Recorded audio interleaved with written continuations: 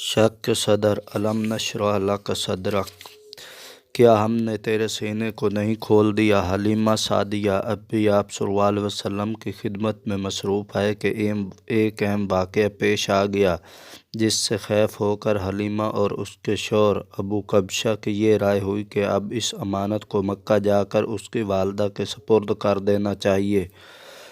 حلیمہ مکہ معظمہ پہنچ کر آپ کی والدہ ماجدہ آمنہ کے سامنے پیغمبر اسلام کو سپرد کرتے ہوئے اس طرح عرض کرتی ہیں: میرا لڑکا اور تمہارا صاحبزادہ دونوں مکان کے پیچھے بکریاں چرا رہے تھے۔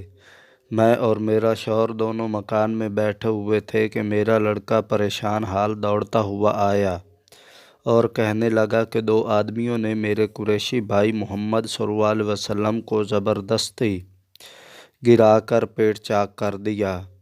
ہم یہ واقعہ سنتے ہی بدحواس ہو کر بھاگے، دیکھا کہ تمہارا بچہ خاموش کھڑا ہے اور چہرہ پز مردہ ہے۔ میں نے گلے سے چمٹا کر حال پوچھا تو بیان کیا کہ دو آدمی آئے جو سفید پوش تھے۔ ایک نے دوسرے سے کہا: کیا یہ وہی ہے؟ دوسرے نے جواب دیا: ہاں۔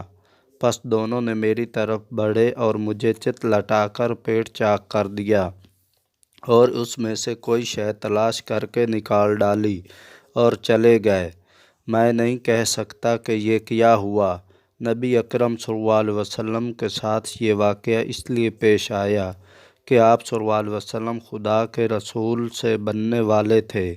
ضرورت تھی کہ ابتدائے زندگی میں سینہ مبارک نور معرفت سے اس طرح پر کر دیا جائے کہ آنے والے زمانے میں آپ صلی اللہ علیہ وسلم کی فطرت بار نبوت و رسالت کا تحمل کر سکے۔